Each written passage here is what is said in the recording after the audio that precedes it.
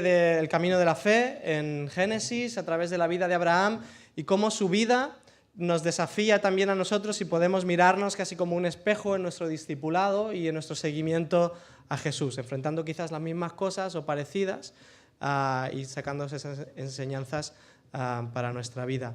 Hoy Paco estará reflexionando en un capítulo clave en la Biblia, en toda la Biblia, Génesis 15, y el título que le hemos puesto a la predicación, no sé si Paco lo ha cambiado, pero sí, se la ha cambiado. Bueno, entonces que os cuente Paco su título. Vamos a orar. Señor, gracias por tu palabra, porque sigue siendo relevante, pertinente, porque sigue confrontándonos, sigue alentándonos, Señor, y enseñándonos no solamente a vivir, sino nos sigue mostrando más de ti, porque es la manera en que tú te has revelado, Señor. Así que queremos amarte más y aprender a vivir en seguimiento a Jesús como tú quieres. Guía a Paco, Señor, en esta mañana y edifica tu iglesia por medio de tu palabra. En el nombre de Jesús. Amén. Vamos a leer la palabra del Señor en Génesis 15, como acaba de mencionar Marcos, y leeremos el capítulo entero. Génesis 15. Dice así la palabra del Señor. Después de estas cosas vino la palabra de Jehová a Abraham en visión, diciendo: No temas, Abraham, yo soy tu escudo y tu galardón será sobremanera grande. Y respondió Abraham: Señor Jehová, ¿qué me darás? Siendo así que ando sin hijo, y el mayordomo de mi casa es ese Damasceno Eliezer. Dijo también Abraham: Mira que no me has dado prole, y he aquí que será mi heredero un esclavo nacido en mi casa. Luego vino a él palabra de Jehová, diciendo: No te heredará éste, sino un hijo tuyo será el que te heredará. Y lo llevó fuera y le dijo: Mira ahora los cielos y cuenta las estrellas, si las puedes contar. Y le dijo: Así será tu descendencia. Y creyó a Jehová, y le fue contado por justicia. Y le dijo: Yo soy Jehová, que te saqué de Ur de los Caldeos para darte a heredar esta tierra. Y él respondió: Señor Jehová, ¿en qué conoceré que la he de heredar? Y le dijo: Tráeme una becerra de 3 años, y una cabra de 3 años, y un carnero de 3 años, una tórtola también, y un palomino. Y tomó él todo esto, y los partió por la mitad, y puso cada mitad una enfrente de la otra, mas no partió las aves. Y descendían aves de rapiña sobre los cuerpos muertos, y Abraham las ahuyentaba. Mas a la caída del sol sobrecogió el sueño a Abraham, y he aquí que el temor de una grande oscuridad cayó sobre él. Entonces Jehová dijo a Abraham: Ten por cierto que tu descendencia morará en tierra ajena, y será esclava allí, y será oprimida 400 años. Mas también a la nación a la cual servirán juzgaré yo, y después de esto saldrán con gran riqueza. Y tú vendrás a tus padres en paz, y serás sepultado en buena vejez. Y en la 4ª generación volverán acá, porque aún no ha llegado a su colmo la maldad del amorreo hasta aquí. Y sucedió que puesto el sol, y ya oscurecido, se veía un horno humeando y una antorcha de fuego que pasaba por entre los animales divididos. En aquel día hizo Jehová un pacto con Abraham, diciendo: A tu descendencia daré esta tierra, desde el río de Egipto hasta el río grande, el río Eufrates, la tierra de los ceneos, los ceneceos, los cadmoneos, los heteos, los fereceos, los refaitas, los amorreos, los cananeos, los gergeseos y los jebuseos. Hace algo más de 50 años, cuando era un jovenzuelo, o sea que voy ya de cabeza al grupo Ebenezer, estaba en un campamento de jóvenes. Hacía unos 2 años que había comenzado a asistir a la iglesia evangélica, llevado por mi hermano mayor, y había oído la predicación del evangelio de parte del pastor de la iglesia en diversas ocasiones, y ya con aquella edad, 13 años, me daba cuenta que realmente tenía un problema espiritual muy serio que se llamaba pecado, que Dios me amaba y que necesitaba reconocer en mi vida que Jesús era el Salvador y era el Señor. Llegó una noche de velada y aquello me seguía dando vuelta en el corazón después de también lo que había oído en el campamento. Así que me levanté, salí de la velada, me fui al garaje que se había habilitado en la finca de unos creyentes en las afueras de Algeciras y no había nadie, estaban todos en la velada. Yo me arrodillé junto a mi catre, a la cama, y hablé con el Señor, le dije que aceptaba a Jesús en mi vida como Salvador y como Señor. Aquel jovenzuelo de 13 años no sabía lo que le esperaba en la vida y el camino que había por delante. ¿Qué significaba realmente el camino de la fe? Allí empezaba un itinerario. ¿Cuántas cosas vinieron después? Algunas excelentes en la vida, donde aprendí, sobre todo a través de los salmos, mucho consuelo de parte de Dios, mucha confianza por todo lo que asombrosamente para mí los salmistas vivían, que tantos años después yo me podía sentir identificado con aquello. Y también del libro de Proverbios que empecé a leer y que contenía tanta sabiduría para la vida. Gracias a Dios, aquello estableció una base sólida en la vida, no solamente de salmos y de proverbios, sino de otros pasajes de la Escritura que empecé a leer, como aquel del Evangelio de Mateo en el Sermón del Monte, que el sabio es el que oye la palabra de Jesús y la hace y la obedece, y que eso da una solidez en la vida, que cuando vienen las tormentas, la casa permanece firme. ¿Cuántas veces, sobre todo en mi época joven, recordé aquellas enseñanzas? Pero también vinieron dificultades.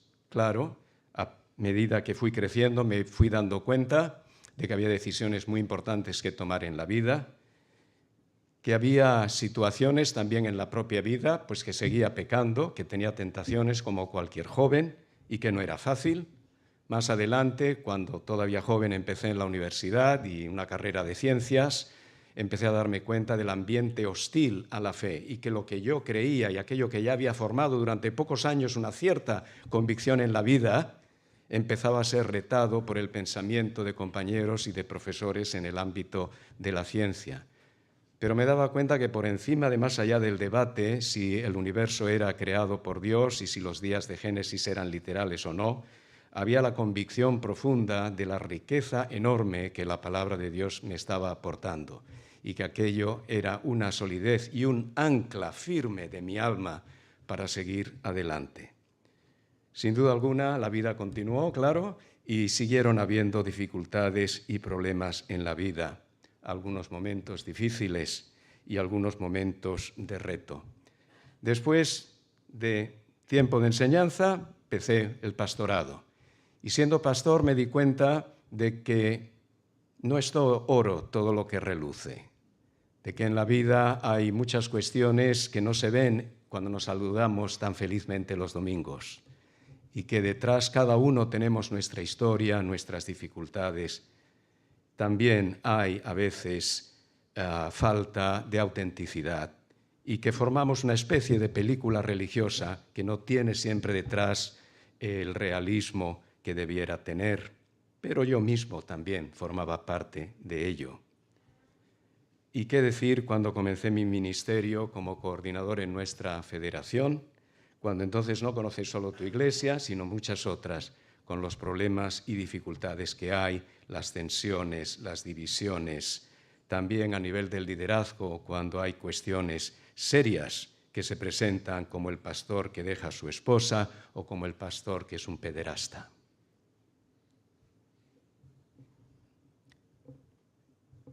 ¿Y qué te da la seguridad en la vida?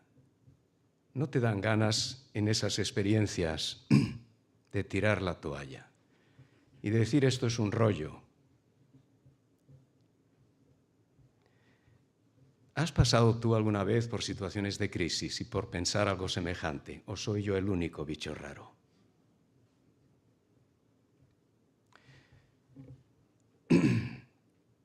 El pasaje de esta mañana nos enseña el título que veis en la pantalla. Ese es el ancla. Dios promete y se compromete. Dios promete y se compromete. El pasaje de esta mañana, de nuevo, nos encontramos con Abraham, el prototipo del hombre de fe, el perfil de lo que significa el camino de la fe. Y hay 3 palabras claves que quisiera compartir con vosotros y que nos va a servir de columna vertebral al ir rápidamente a través de este capítulo. La primera palabra es promesa. Promesa. Dios es el Dios que promete. Qué claro se ve esto en la vida de Abraham. En el capítulo 12 empezamos esta serie con justamente el llamamiento de Dios a Abraham y las promesas que Dios le dio a Abraham. Sé que ya se ha meditado en este pasaje, pero me permitís un momentito ir al capítulo 12 para recordaros que Dios le dio a Abraham 3 mandamientos y lo acompañó con 3 promesas. Dios siempre promete su ayuda para cumplir lo que nos manda. Después del mandamiento viene la promesa. Y Dios le dio a Abraham, cuando le llamó, 3 mandamientos. Uno, que dejara su tierra. Otro, que dejara sus parientes o parentela. Y otro, que dejara su familia cercana, la casa de su padre. Y la promesa también tiene 3 aspectos, también es triple. Debía dejar la tierra, pero Dios le promete una tierra, un lugar. Le dijo que dejara su parentela, pero le dijo que haría de él un pueblo, una nación grande. Deja tu parentela, yo te daré un pueblo. Y el tercer mandamiento, deja la casa de tu padre, tu familia cercana. Y Dios le promete ser de bendición a muchas familias, plural, de la tierra. En este momento, cuando llegamos al capítulo 15, han pasado al menos 10 años de esta promesa, según podemos ver y contrastar en Génesis 16:3. Y de momento, cumplimiento 0. Dios le había prometido a Abraham un lugar, una tierra, pero de momento vive y de hecho seguirá viviendo el resto de su vida en una tienda de campaña, camping de por vida. No ve que él llegue a tomar esta tierra. Es más, ¿sabéis cuál es el único trozo de tierra que él vio que era suyo? El sepulcro de él y de su esposa, con un pequeño terreno alrededor, el jardín del sepulcro. Podéis leerlo más adelante en su historia. Así que Dios le promete una tierra, pero de momento no hay tierra. Y se muere sin tierra, salvo el sepulcro. Segunda promesa, Dios le prometió que haría de él una nación grande, pero de momento no tiene ni siquiera un hijo. Tercera promesa, Dios le prometió ser de bendición a todas las familias de la tierra. Pero en este momento lo que ha tenido son problemas con las naciones de alrededor, que meditábamos la semana pasada. Pero Dios sigue prometiendo y reafirmando su promesa a Abraham, porque Dios es el Dios de la promesa. Dios promete, y la base de la fe es la promesa y es la palabra de Dios. Y ahora, 10 años después de aquella promesa original, que ha sido además recordada a Abraham cuando tuvo el problema con Lot en el capítulo 14, por tercera vez Dios va a de nuevo prometer a Abraham. Ha habido guerra con las naciones que habitaban en aquella tierra y esto explica que cuando Dios se dirige en esta ocasión, capítulo 15, como ha dicho Marcos, central en todas las Escrituras, ahora Dios le dirige la palabra a Abraham para decirle, no temas. ¿Sabéis que esta es la expresión más repetida en toda la Biblia? No temas. Abraham era riquísimo, se nos dice en el capítulo 13, acababa de salir una guerra. Humanamente hablando, se podría pensar que las circunstancias podrían frustrar el plan de Dios. Todo indicaba lo contrario de lo que Dios había prometido. En la vida tenemos que ser realistas, pero Dios viene a decirnos: no temas. No te amedrentes con la realidad que estás viviendo. Recuerda mi promesa. Yo soy tu escudo. Y escudo, de hecho, es un elemento de guerra. Pero en medio de la guerra, yo soy tu escudo. Y esos escudos grandes de la antigüedad que protegían buena parte del cuerpo. Como diría este cántico que entonamos: yo sé quién va delante y sé quién va detrás. Y otro cántico: eres mi protector. No temas. Y en tercer lugar, hay galardón. Alentados como Dios alienta a Abraham, porque no será en vano el camino. El apóstol Pablo lo expresa en términos de corona. Me está guardada la corona de justicia.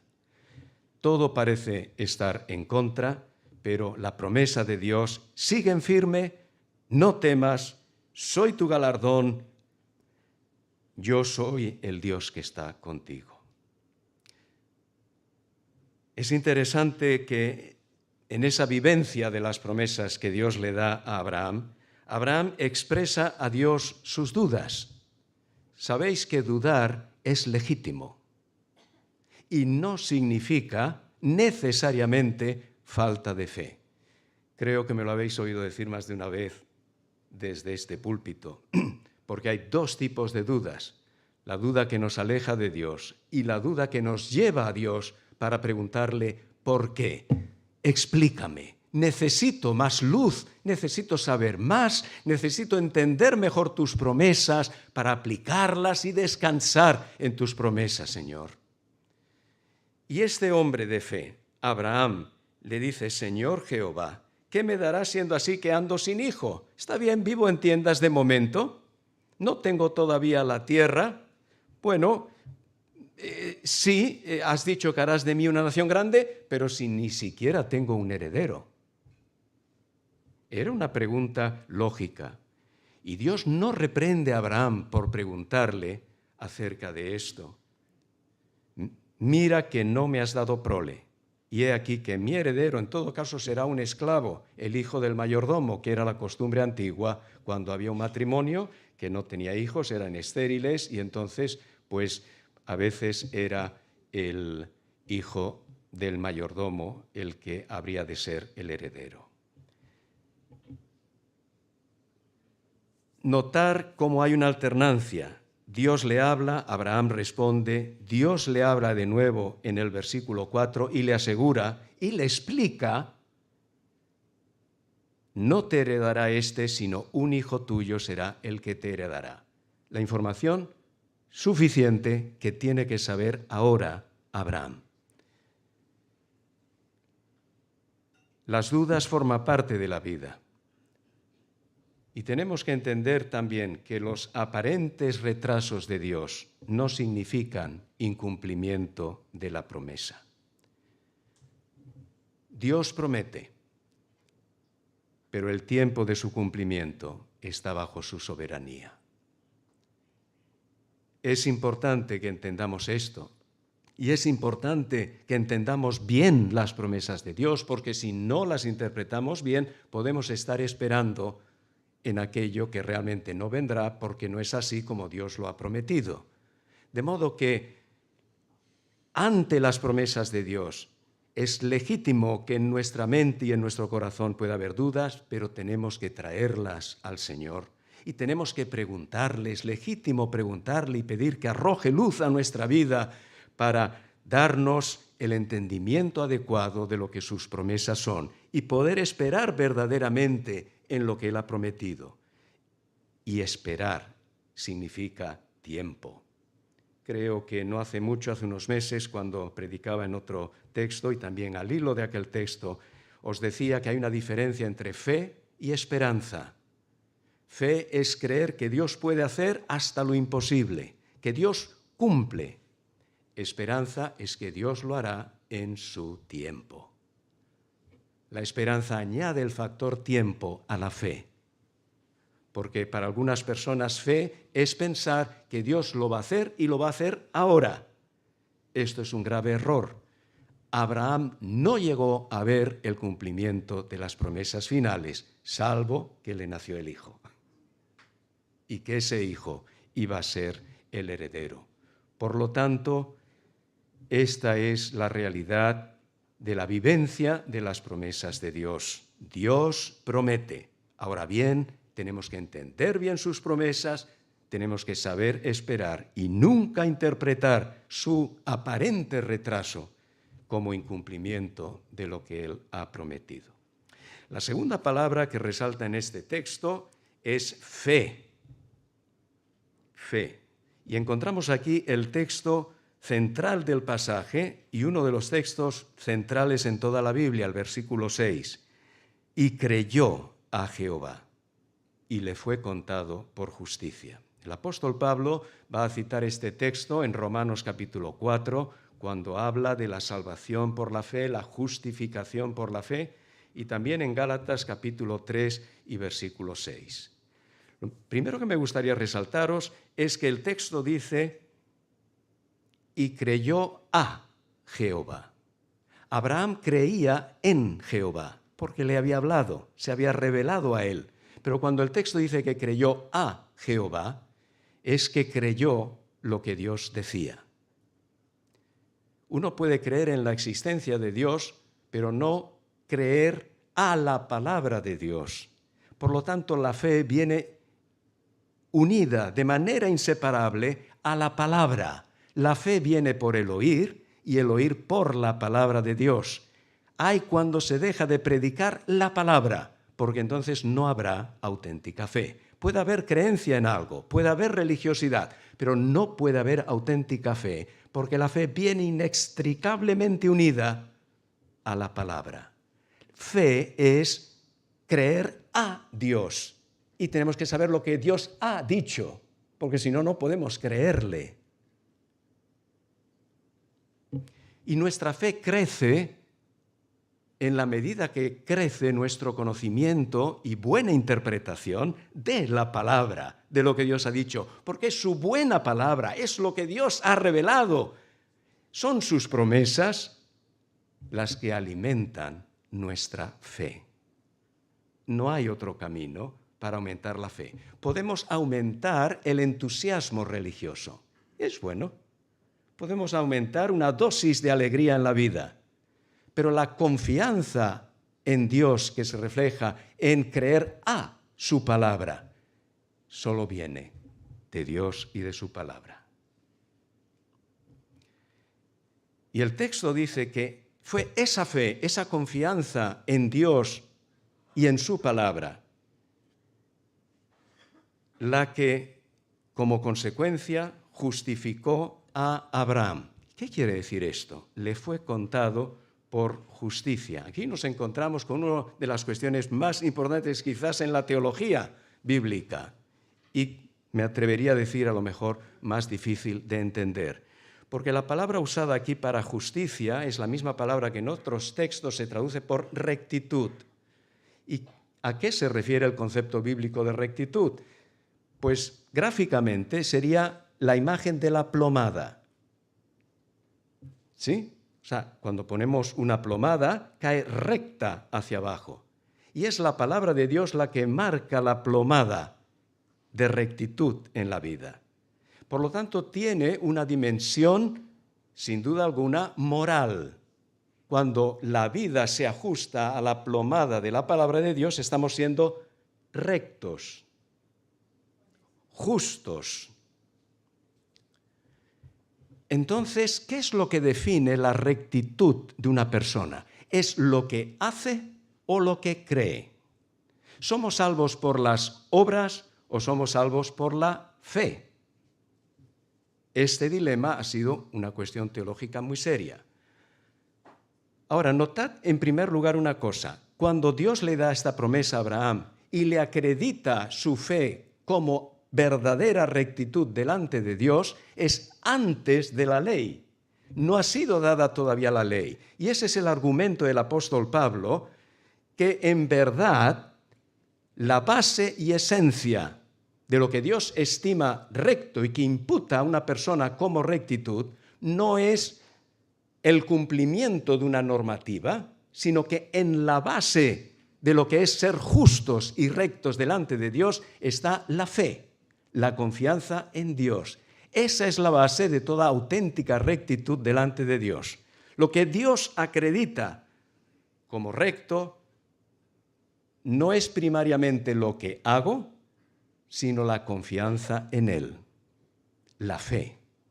Ahora bien, como el mismo apóstol Pablo y el apóstol Santiago dirán en su epístola, cuando hay esa auténtica confianza en Dios, entonces se mostrará en una vida de rectitud, no de perfección, pero sí de vincularse y obedecer la palabra de Dios, porque es esa palabra que ha generado la fe, ¿sí?, en la que confiamos y la que marca la norma y la plomada de nuestra vida.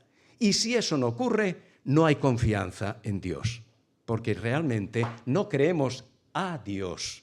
Cuando creemos a Dios y a sus promesas, entonces la palabra de Dios llega a ser la norma, la plomada y la guía en nuestra vida. Así que la afirmación de que creyó al Señor Abraham y Dios se lo imputó como justo y recto, no estaba basada tanto en lo que él hacía, sino en la confianza que depositó en Dios.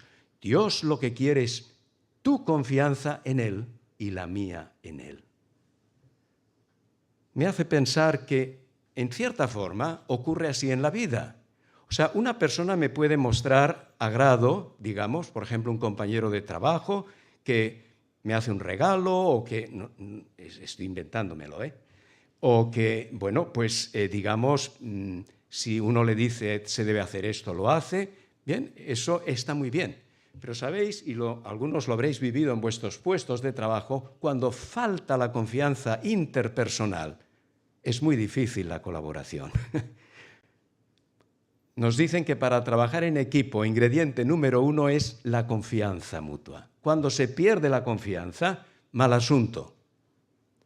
Bueno, ya sé que esto es otra cuestión, pero de alguna forma está relacionado. Es para decirnos realmente la base de lo que Dios quiere de respuesta en nuestra vida. Es creerle, creer a Dios, confiar en Él y en su palabra. Y esto es lo que ocurrió con Abraham. Creyó al Señor y Dios se lo imputó, se lo acreditó como verdadera justicia y rectitud. Había confiado en Él. Dios busca que confiemos en Él. Es lo que más le agrada. No una religiosidad sometida a una normativa de esto y aquello, y esto sí, aquello no. Claro que existe la voluntad moral que Dios nos ha enseñado en su palabra. Pero moralidad sin fe se llama legalismo, religiosidad vacía. Hay que empezar por la confianza que nos genera la palabra de Dios y que nos lleva a esperar en Él en medio de toda circunstancia de la vida. Y vamos a finalizar porque la tercera palabra clave en este texto es pacto. Promesa, fe, pacto. Y los últimos versículos, bueno, más de la mitad del pasaje, pero a partir del versículo 7, la última parte del pasaje, nos habla que Dios es el Dios que no solamente promete, sino se compromete. Y vas a decir, ¿no es lo mismo? No, no es lo mismo. El pacto, la firma de un pacto, era la señal de compromiso. Compromiso. Va más allá de la promesa. Lo vais a entender bien pensando en una boda. O sea, cuando dos personas se casan, hay primero unas promesas. El novio, la novia. Pero después, ¿qué hacen al final de la ceremonia? Lo firman. ese es el compromiso firmado por parte de uno y de otro de que se comprometen a ello y que las promesas no son meras palabras, sino que, en el caso de un matrimonio cristiano, lo firman delante de Dios. El matrimonio es pacto y el matrimonio cristiano es pacto con Dios, firmado, por decirlo así. Ahora, en la antigüedad no se firmaban los pactos, no tenían bolígrafos. Podrían hacerlo de alguna otra forma, pero la forma en la que lo hacían era un ritual realmente escalofriante y visual, era dramático como lo firmaban. Lo que hacían era coger una serie de animales, y esto era también en el mundo pagano. De hecho, es interesante que cuando Dios le dice a Abraham que coja estos animales, no le dice lo que tiene que hacer, pero Abraham va y lo hace, porque respondía a una práctica antigua de firmar pactos.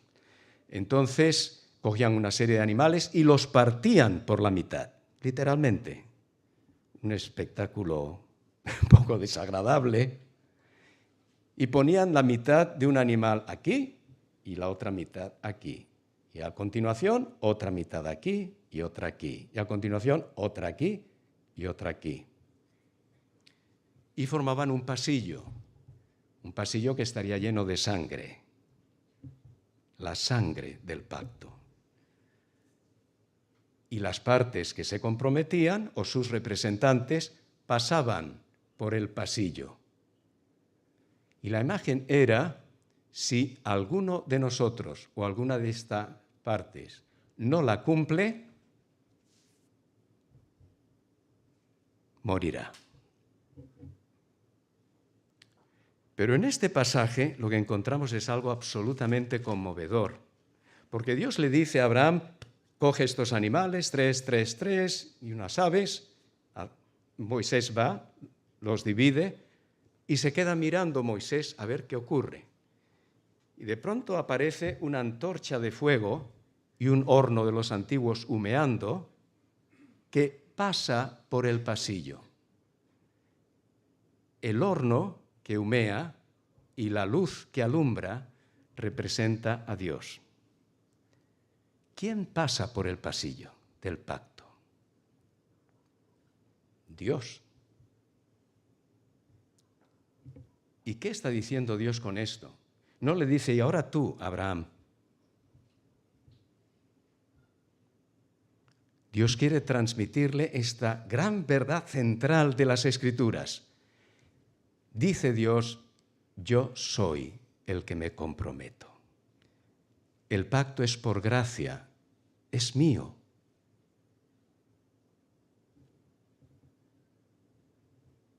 ¿Y si no se cumple el pacto?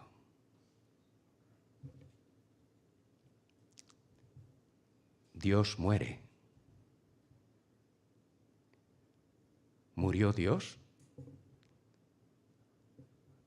En la persona de Jesús. Murió. Porque el pacto no lo cumplió el pueblo. Dios lo cumplió, pero la ruptura del pacto cayó sobre el mismo Dios en la persona de Jesús. Él tomó nuestro pecado. El haber nosotros quebrantado el pacto, lo asumió Él.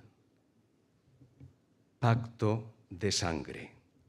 Jesús, como el autor de Hebreos le llama en el capítulo 8, versículo 6, mediador de un mejor pacto, establecido sobre mejores promesas. Dios prometió, pero a continuación, en esa escena tétrica, impactante, Dios se comprometió y le dijo a Abraham, oye Abraham, no solo te he prometido, me pongo yo en el firme compromiso de que eso se cumple. Y si no se cumple, yo cumpliré mis promesas. Pero si la otra parte no cumple el pacto, yo me haré hombre y moriré en la cruz. Y lo hizo. Y lo hizo. Por eso, cuando la epístola a los Hebreos se dirige a cristianos dubitativos, que se encuentran en esa fase de algunos dar marcha atrás, de ver si realmente era todo un rollo y si le han comido el coco o qué es lo que está ocurriendo. La palabra de Dios viene para recordarles que Dios es el Dios que promete y se compromete, y que la cruz de Cristo es la imagen más perfecta, más completa del mensaje de Dios a gritos al mundo para decirle, es que el Dios de los cielos es el Dios que se compromete y que cumple lo que ha dicho. Dios es el Dios que jura por sí mismo de que va a cumplir lo que ha dicho. El autor de Hebreos, y con esto quisiera finalizar, dice algo realmente también escalofriante, o sea, tremendo de la clase de Dios que tenemos. Por lo cual, queriendo Dios mostrar más abundantemente a los herederos de la promesa la inmutabilidad, o sea, que no cambia, de su consejo, o sea, de su plan, interpuso juramento. ¿Qué Dios es este que se digna a jurarnos? ¿Por qué? Ahora lo leemos. Para que por dos cosas inmutables, promesa y compromiso, compromiso y promesa, tengamos, esto es lo que Dios quiere, tengamos un fortísimo consuelo. Los que hemos acudido para asirnos de la esperanza puesta delante de nosotros. Y notad, esto es una maravilla, la cual tenemos como segura y firme ancla del alma.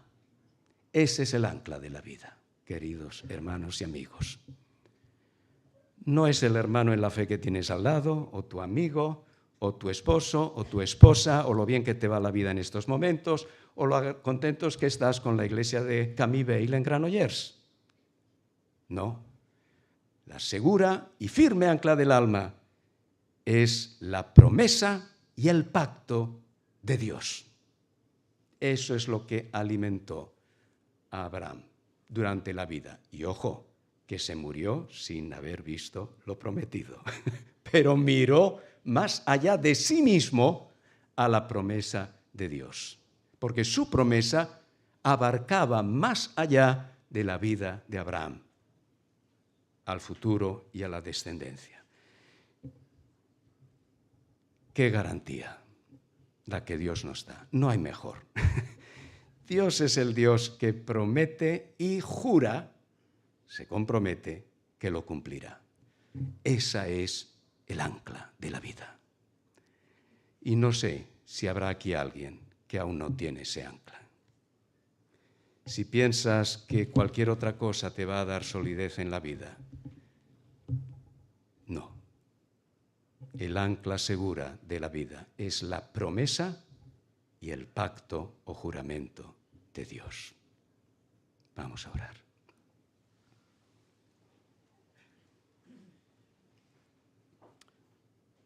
Padre nuestro, te damos las gracias porque eres el Dios grandioso. No hay Dios tan grande como tú, como decía aquel cántico. Y Señor, queremos juntos en esta mañana, pues, proclamar tu bondad, tu fidelidad. Tú eres maravilloso. Señor, abre nuestros ojos para ver más de quién eres tú, para experimentarlo en la vida. Que a tu promesa respondamos confiando en ti y creyendo a tu palabra. Y que nos sustente, Señor, la realidad de que tú eres el Dios que has jurado que lo que has prometido se cumplirá. Ayúdanos en los momentos de crisis de la fe, cuando por lo que nosotros hacemos, vivimos o lo que otros hacen, la fe se tambalea. Ayúdanos, Señor.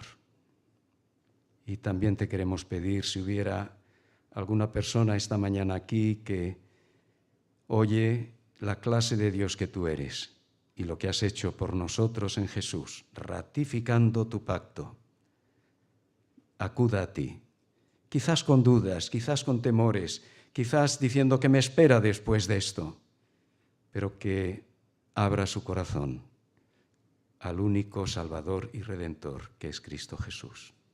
En su nombre te lo pedimos. Amén.